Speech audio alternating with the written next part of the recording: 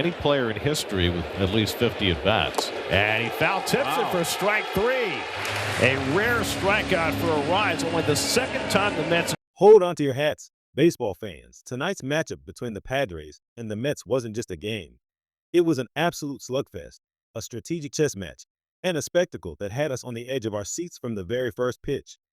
From dramatic dingers to pivotal pitching decisions, you won't want to miss a single moment of this incredible Mets victory, and all the Padres highlights right here on Baseball Extra. Let's dive into the action. Welcome back to Baseball Extra, everyone. What a night we had as the Padres rolled into town to face the Mets. This wasn't just any regular season game.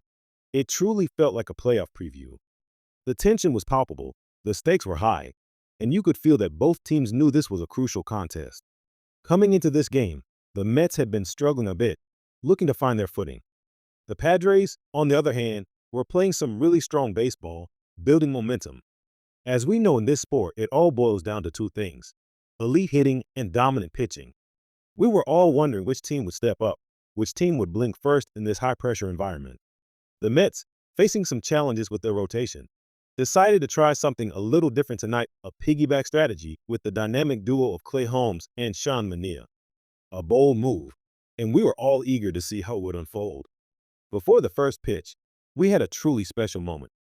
Francisco Lindor, looking on with such pride alongside his three beautiful children, watched as his wife, Katya, delivered an absolutely stunning rendition of the national anthem on the violin.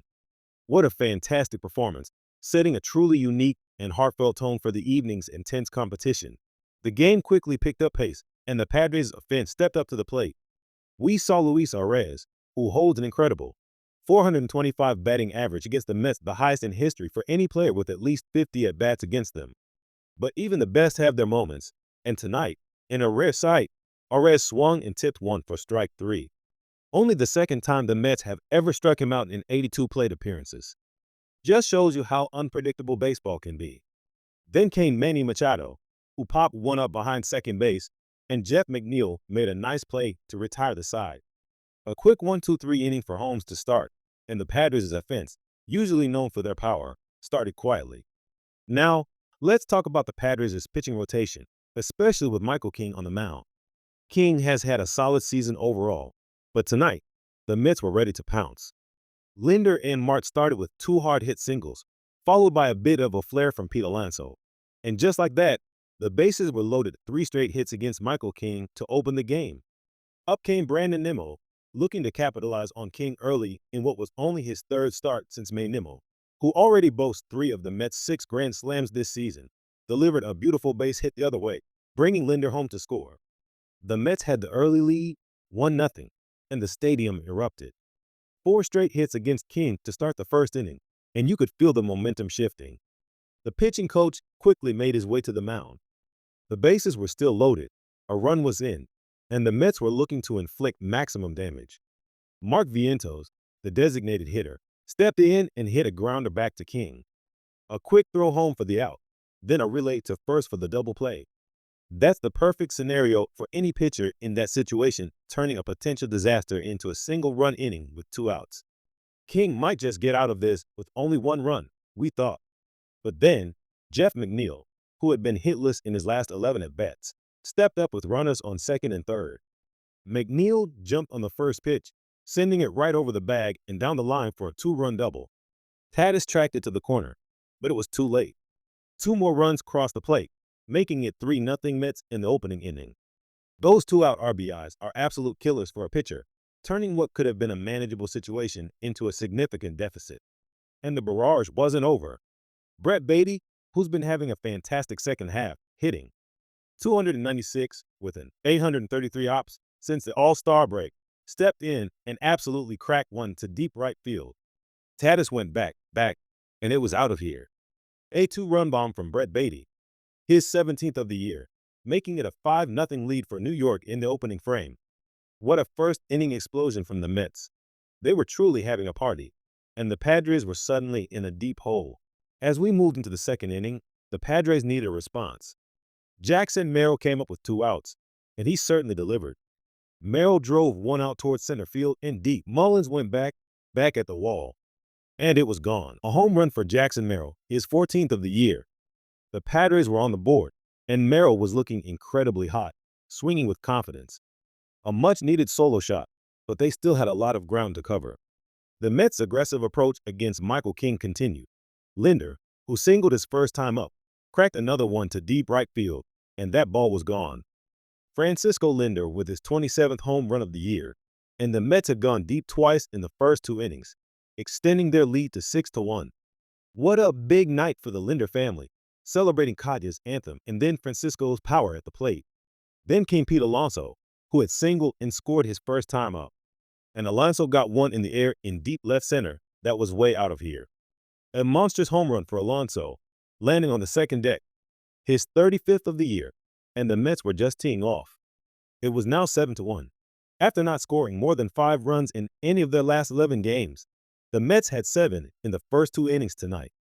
This felt like a complete offensive turnaround, a truly dominant display. The third inning began with Jake Cronenworth leading off for the Padres, who still trailed by 6. Cronenworth sent one in the air to center field, struck pretty well. Mullins went back at the wall, and it was gone. A home run for Cronenworth, his 11th of the year, and the second home run hit off Clay Holmes by the Padres tonight. Ironically, the Padres, who aren't always known for a home run barrage, decided to get in on the action themselves, showing some power despite the score. Meanwhile, Sean Manaea was already warming up in the Mets bullpen, perhaps a little earlier than expected, with Holmes only having thrown 39 pitches.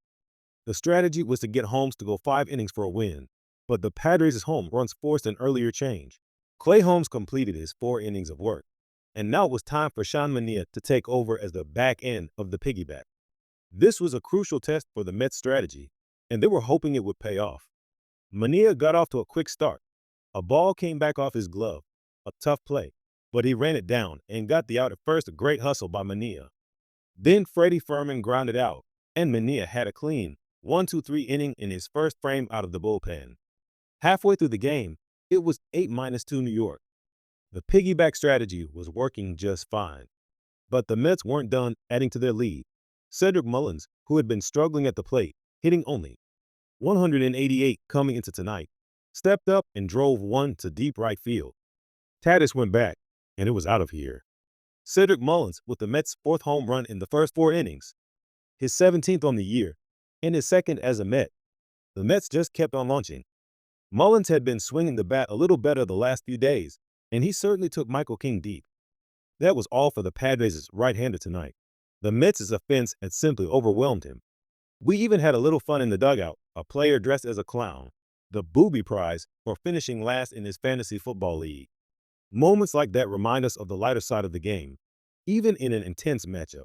Sean Manaea continued to work, demonstrating why the piggyback was a good call. He had a couple of quick outs in his 3rd inning of relief. A broken bat sent shards flying, forcing Alonso to dodge, and Manaea made a nice play to tag out the runner. He was really settling into his role. Freddie Fermin then stepped up for the Padres. He sent one in the air to left field, pretty well struck.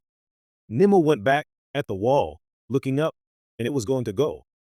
Freddie Fermin with his 2nd home run as a Padre, and the 3rd solo shot of the night for San Diego. With 1 out in the 8th inning, it was now 8-3 Mets.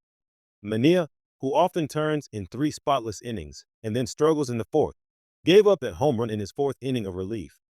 He then faced Machado, who drove 1 out to center. Mullins made the catch, and the side was retired.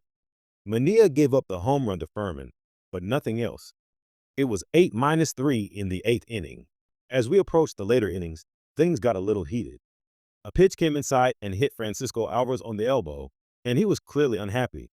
This was Rodriguez's 3rd major league appearance, and after coming inside earlier in the at-bat, this one caught Alvarez flush at 100 miles an hour. Alvarez had to come out of the game, with Hayden Sanger running for him. It's one thing to have an inside pitch, but to do it twice in an at-bat. You could definitely feel the upset in that Mets dugout. But Sean Manaea was determined to finish this game. He came in to start the 5th inning after Clay Holmes went the first 4, and the piggyback plan was working exactly as intended. Ryan O'Hearn then hit one in the air to center field. Cedric Mullins ranged over, and the ball game was over. What a performance. The piggyback strategy worked to perfection. Holmes and Manaea combined to go all 9 innings, delivering a stellar pitching effort. The Mets hit 4 home runs, scored early and often, and ultimately defeated the Padres 8-3 for their second straight win. This wasn't just a Mets victory. It was a statement game, showcasing their offensive power and the successful implementation of an unconventional pitching plan. For the Padres, despite some impressive Padres highlights from their own home runs, they just couldn't keep pace with the Mets' offensive explosion. This game provided fantastic MLB game analysis opportunities, from pitching strategies to clutch hitting. Make sure you hit that like button if you enjoyed this in-depth look at tonight's thrilling game. And don't forget to subscribe to Baseball Extra for all your latest baseball news, highlights, and in-depth analysis.